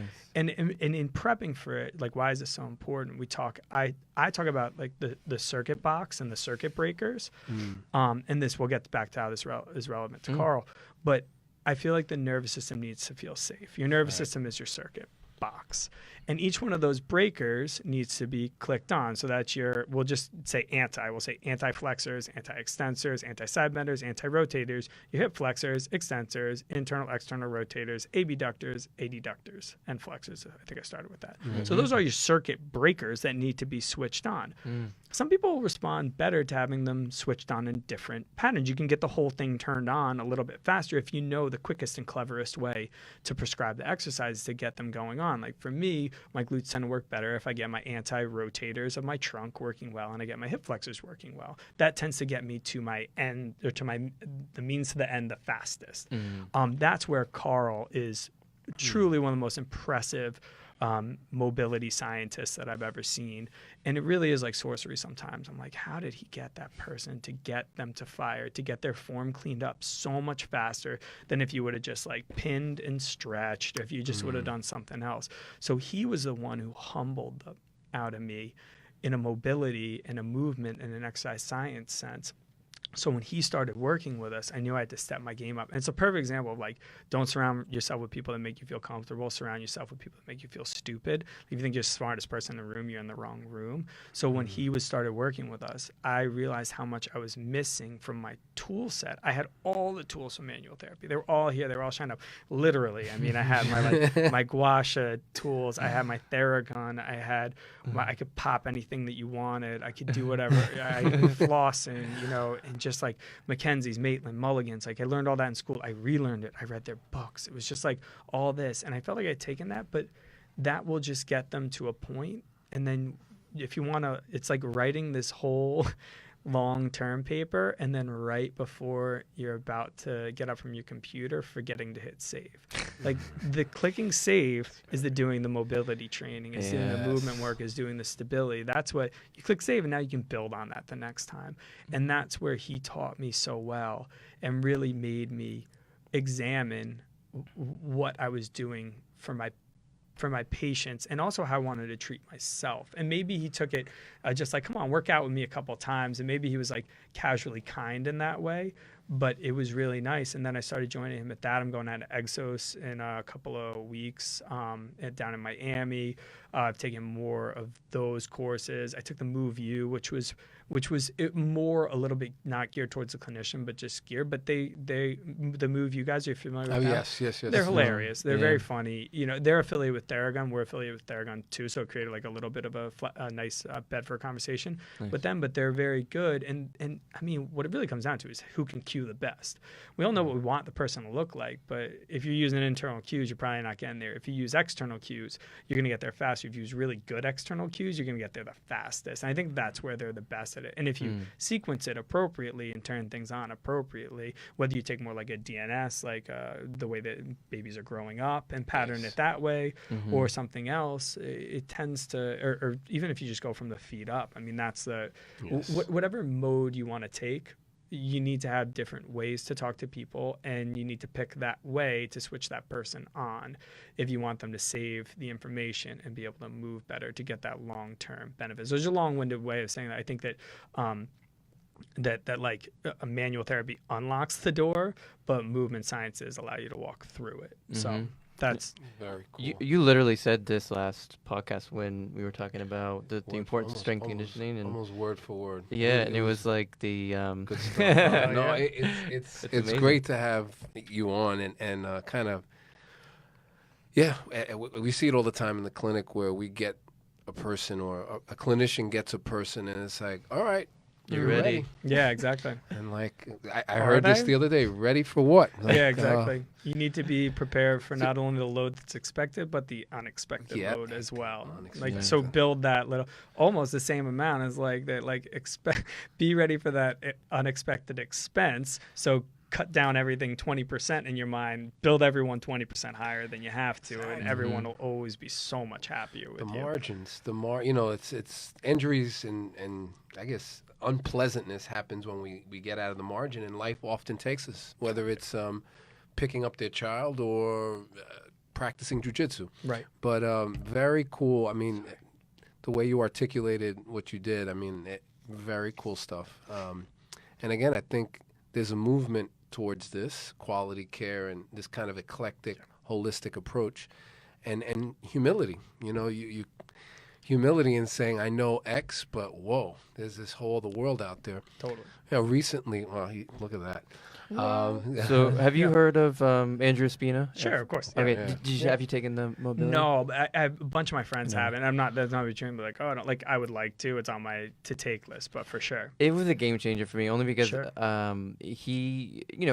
a chiropractor by trade, but he also uses kind of like everything from connective tissue science and anatomy, physiology to have reasoning for what the system is. And I love it because the principles are so sound, in my opinion, in terms of building, coming from a martial arts background, building a capacity to a joint to tolerate load. Right. And this is one of his famous slides. And it's really, it's so simple. Easy, It's so easy. It's kind of what you were just saying about, we want to get to the person, they could tolerate that capacity. Yeah, goes beyond the load that they'll ever have to experience. Right. And that will prevent them from, sequencing, and it's not like it's I said this in a recent, I was asked by about training after 40, like people are getting in training. It's like many people have the potential, but they don't have the patience. Right, and that's where you just got to talk. We're in New York. Like everybody wants everything done yesterday. It's like, no, enjoy the process. Right. This is fun. We'll get there.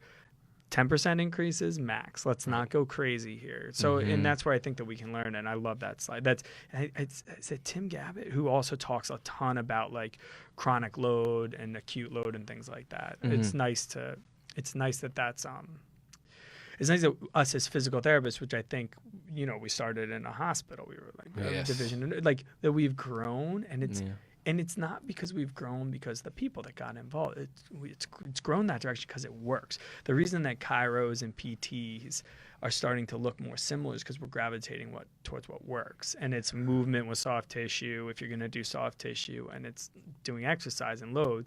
You know, a lot like Perry Nicholson, a lot of the like Dr. Andrew Spina, right? The FRC, the foundation training. He's a chiropractor as well. Eric Goodman, I think. A lot of these chiropractors that you're seeing, because they go with what works. They were taught in one way, and maybe their schooling has evolved towards that, but they certainly weren't trained in that original Palmer chiropractic where you crack everything and everyone's always fine. You gotta move. You gotta move. All of the gentlemen were mentioning the chiropractors. I mean, Spina in particular, very eclectic, and definitely took a look at a lot of different algorithms and a lot of different systems before creating his own. But I see that, you know, Lee and I talk about it at length, how, you know, as a physical therapist, I think it's critical to put your foot into this movement world. And I think after Lee and I took this OCS, I was like, that's it. I'm going to go fitness and movement route. Took FRC,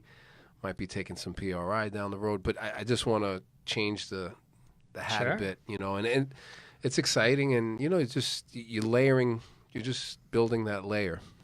You're a gangster ass. Yeah. Is that what you wanted? Yeah, no. It's just it's pretty cool to have like-minded individuals. Oh, 100%. You know, it's really cool because sometimes, you know, when you're in your own practice, I don't have the exposure that I used to have in the golden days, and you scratch your head and you say, "Wow, am I doing the right thing?" You know, you don't have any kind of any reference at times when you're out on your own, and these conversations, this time that we're spending here is kind of reinforcing and also inspiring. So it's good, good you stuff. You need a nerd out. Like it's absolutely important because you have so much, we consume so much information. Instagram, I'm taking a course every night. I'm looking at dogs, looking at kids, and learning physical therapy every night. And if you don't have an outlet to just talk about it, you don't get it. So what we do actually, and you know, anyone who's listening, if they ever want to come by, you guys obviously included, Carl and I, every 2:00 every Monday, we go through all of our saved Instagram exercises, and then we just do them. Because I'm like laying in bed. I'm just like scrolling through with my orange glasses. Like with the mirrors on. Like a weirdo, exactly. But I'm not going to get up. My glasses will fall off.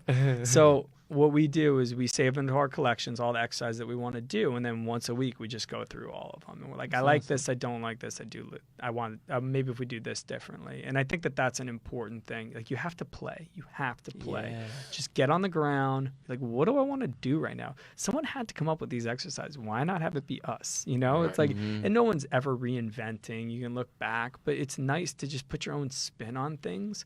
And that spin will probably help someone else out. And if you happen to post to social media, you'll help even more people out. So why not? Just go for it. The playing is so important. And again, that's shout out to Carl. Like that was not my mentality. I was manual. I would just rub people's necks. I was rub. I would pop it. I would rub it. And then for the last 7 minutes, I'd be like, let's do some pec stretching. Like whatever. I felt like my exercise prescription game was mild to moderately strong. And now I feel like it's really good. Nice. And I'm still learning, but I'm having a lot more fun with it now because you see return on your investment like that.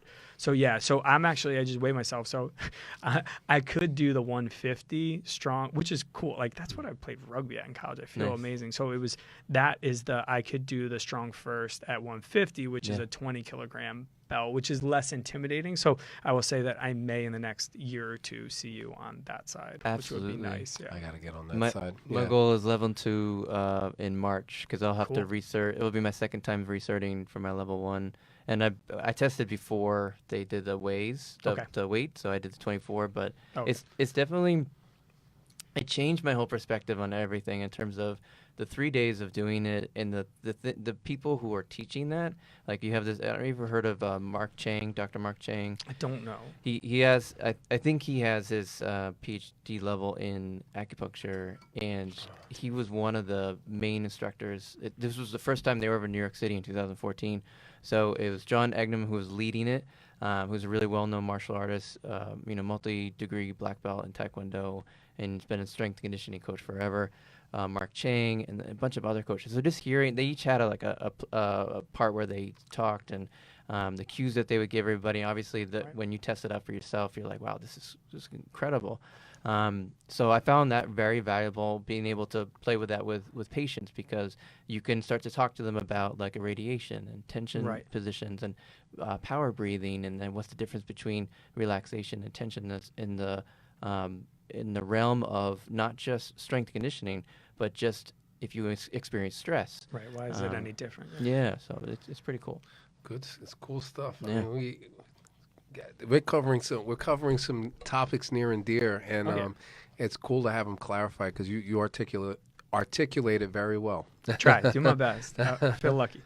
So I was going to ask you a little bit about these guys. Oh, you want to hear some weird stuff? It's funny because like people ask, I get asked the same questions a whole bunch, and I'm almost going to like take this and go for it. You go for it. I guess these are like the 10 weird. Actually, can I talk about the courses that we're teaching, and then we can end Please, on go the for weird, it. the weird shit? Yeah. Like, That's a good way. So if anyone, again, follow us. Easiest way is honestly we're pretty active on Instagram, so it's at iHealthSciences. You can check out our website, iHealthSciences.com, and then there's a hashtag LearnFire. That probably will give you the most information. If you're a trainer, if you're just a general patient, look on resources, and then at the top of that is Foundations of Health. That's what I was talking about before, but I'll give that to you for the show notes as well. That'd be great. Some of the courses that we're teaching, the one that's already set in stone is that we are going to be teaching to a group of yoga instructors and people who want to learn just a little bit more about yoga. So that's myself, Carl Eichenfeld, and then Paula Terzi, who is, to me, one of the most brilliant yoga minds that I've ever worked with. Her and I taught this curriculum in a little bit of a babied version. That's not, in a little bit more, it was a little bit more an immature version. Now I think what we're bringing is significantly better. About 7 years ago, she was one of the people actually that I rented one of the original spaces from when I left. So she was one of the 3. She was the yoga studio. And what came from that was actually us teaching to the advanced teacher training group anatomy, pathology, and corrective exercise. So what we're doing is 3 dates in 2019 where we're doing lower extremity, upper extremity, spine, and thorax. And we're going to be doing anatomy, pathology, and corrective exercise. But it's fun because it's actually got a day before and it has a day after. So if you're not familiar with yoga, like if you guys want to learn 5 basic yoga poses, you're going to come to the first day. So if you have no yoga experience, come to the first day. You learn the 5 or 6 yoga poses that we're going to be using to teach the anatomy off of. Then, if you're an advanced yoga instructor, you'll stay for the 5th and final day. The new people won't. So you'll either do the first day or the last day, and everyone does the 3 days in between. If you're an advanced yoga instructor, then you'll stay, and then Paula will teach you even more advanced techniques for depending on your level of practice. So we have those dates set out. We are the only certified instructors of ergon and kinetic flossing in the Western Hemisphere. Makes it sound cool. Yeah. In the Western Hemisphere. Look at this guy. What about the Eastern? Exactly. You know, that's what they're in Europe. So these guys are out of Greece. They teach in Asia. They've taught in Africa, all throughout Europe. They're the Graston of Europe is the easiest way to think about them. So they found us actually on Instagram, which was pretty cool. And they were like, hey, we like your style. And I was like, how many people did you send this message to? And they were kind of like, just you guys. Is that an American thing? Like, yeah, kind of. We like to like hedge our bets a little bit. Exactly. And it didn't feel copy and pasted. And I was like, oh, well, all right, whatever. So they came in and trained us in their method. And they're legit. So ergon is, I'm not saying, it's almost like if you took Graston and put it with ART, like the advance goes all the way through towards movement and towards loading while using the blades, which is amazing. And they're really high quality blades too. Then also kinetic flossing. So you've seen a lot of flossing, but imagine if you had these flossing and you could put something in it that could give you a pin and stretch right there. So let's say a perfect example for me is like my left groin sometimes feels like I want someone to get in there, but also while I'm doing a side lunge, it's kind of precarious, to be honest with you. So you take these metal buttons that they've specifically made,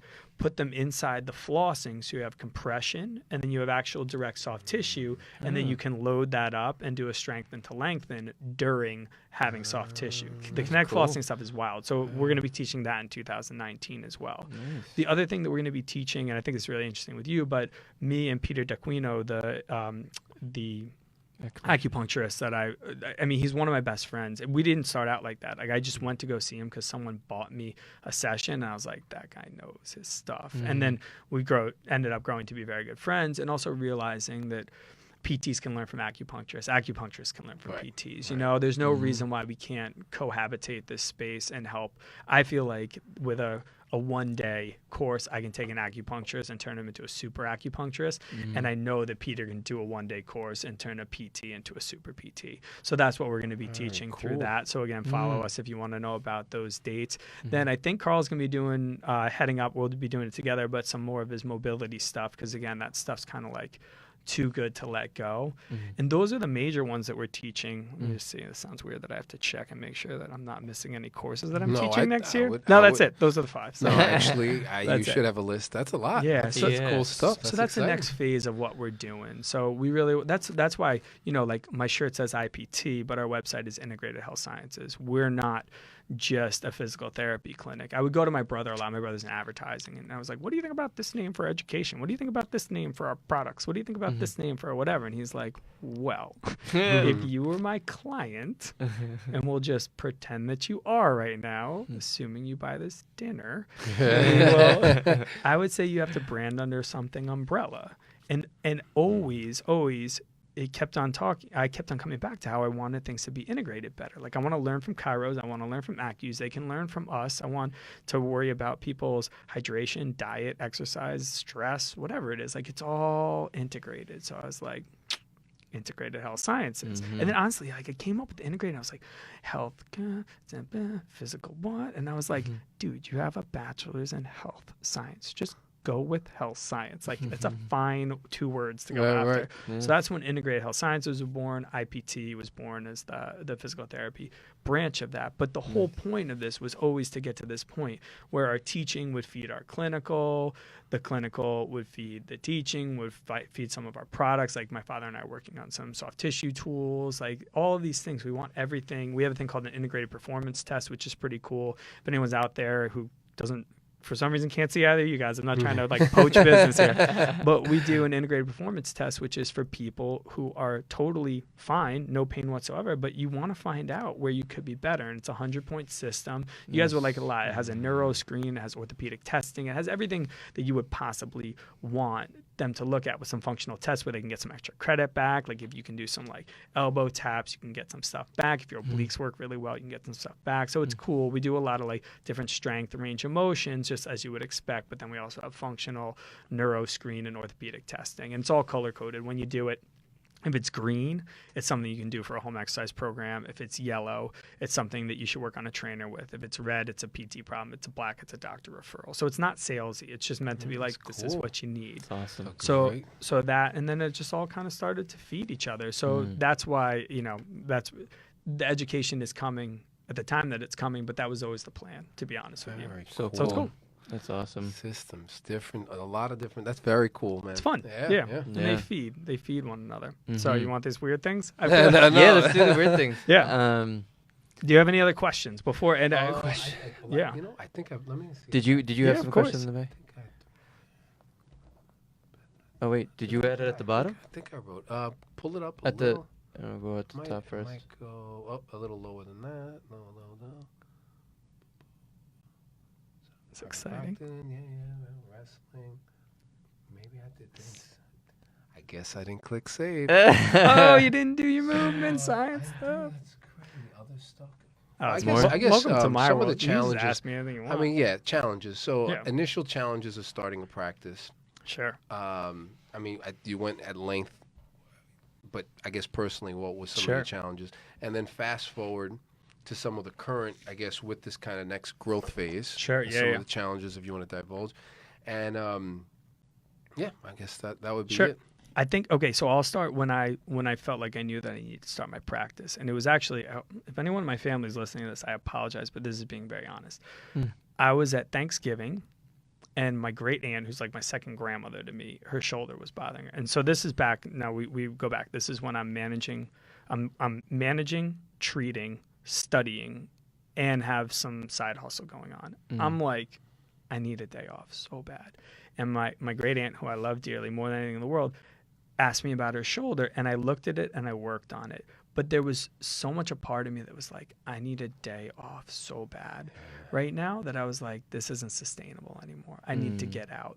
So it was my heart that led me to look into all of the mathematics to figure out whether I should be starting my own clinic. I tried to make it as challenge free as possible. Like, I took a loan out for myself for $2,000. I saved up $2,000. And I took that out against myself, and then I paid myself back down the road. So it was purely for me financial, because I waited so long. Like, I waited till I was busting at the seams to start my own business. And so it wasn't like I had big cash flow problems in the beginning. It wasn't anything like that. It was fear of failure. It was completely fear of failure. It's like, this is real now. Everyone knows I'm starting my own business. And if it doesn't go well, everyone will know it, and they won't think that I'm as good as they thought I was before. Everyone has an ego. And it's like we talked about with the your expenses and time and the revenue. Like, that's no time. That's time when you have the littlest ego. That being said, acknowledge the fact that there's pressure and just go with it. Let it like rope-a-dope you anxiety-wise, but realize that it'll never feel as bad as your first August or your first January. Those are the times. Like, no matter how good you are, I'm telling you, if you're starting your own business, I'm looking at you directly in the eye microphone. If you're starting your own business, you are going to have a panic attack the third week in August and the second week in January. I promise. This is, no one tells you this, and it's true. And you start getting upset about Panera not having the soup you want. And you're like, what are we talking about here? That's what it is. I promise you, that's it. So that was kind of like the original challenge, is just fear of failure for me, because I followed my steps where I kind of knew what the money was going to be like. But it is a little bit tough. That's where your side hustle helps.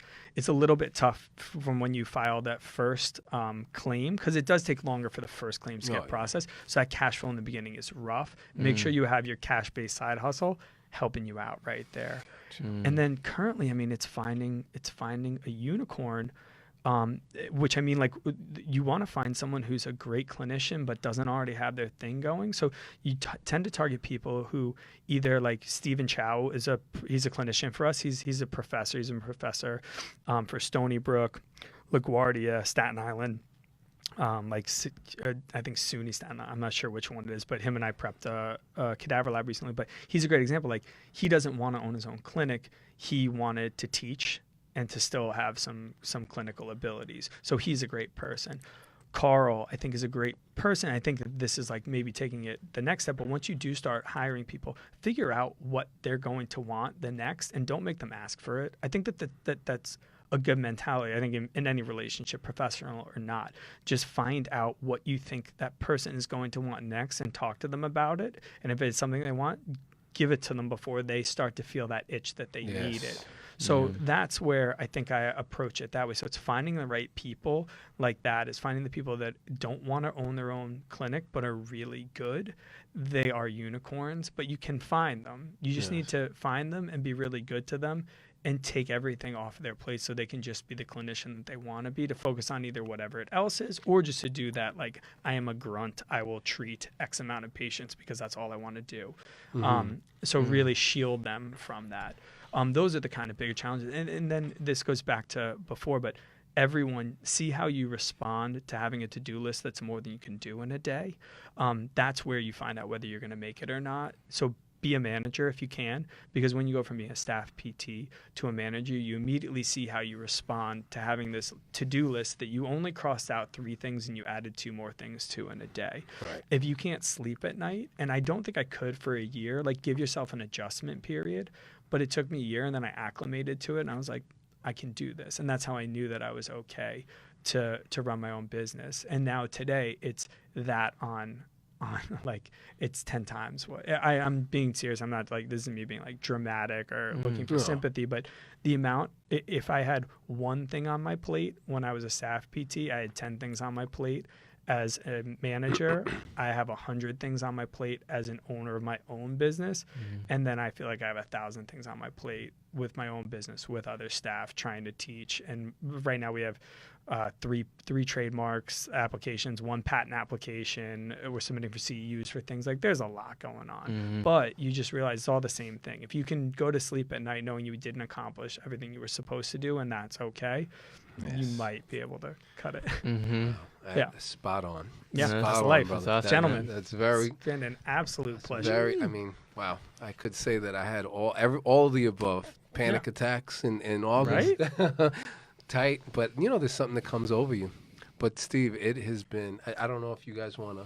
No, I think that's good. I think we're good. Any rounding up marks?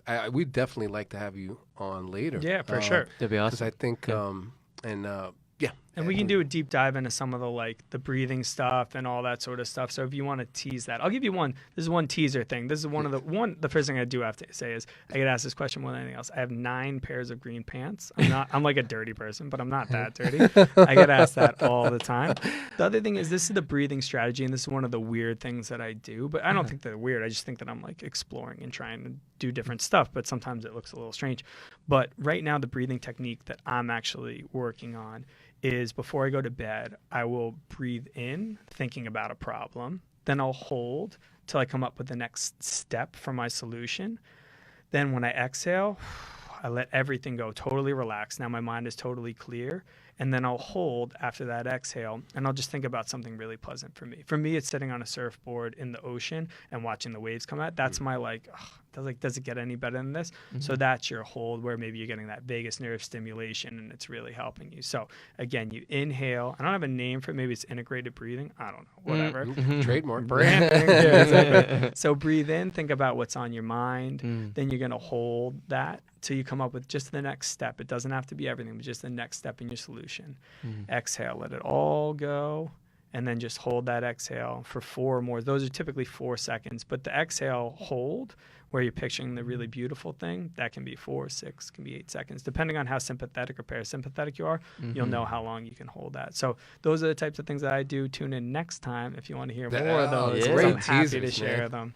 Gentlemen, this was an absolute pleasure. Thank you so much. It's an honor. Thank you. Thank you. Appreciate it, man. Yeah, thank you. Thank you guys for listening. Everyone, thank you for listening. We'll see you next time. Thank you for listening to A Few Good Physios. Follow us on Instagram, Twitter, YouTube, and Facebook. Follow us each week while we interview guests and have clinical commentary.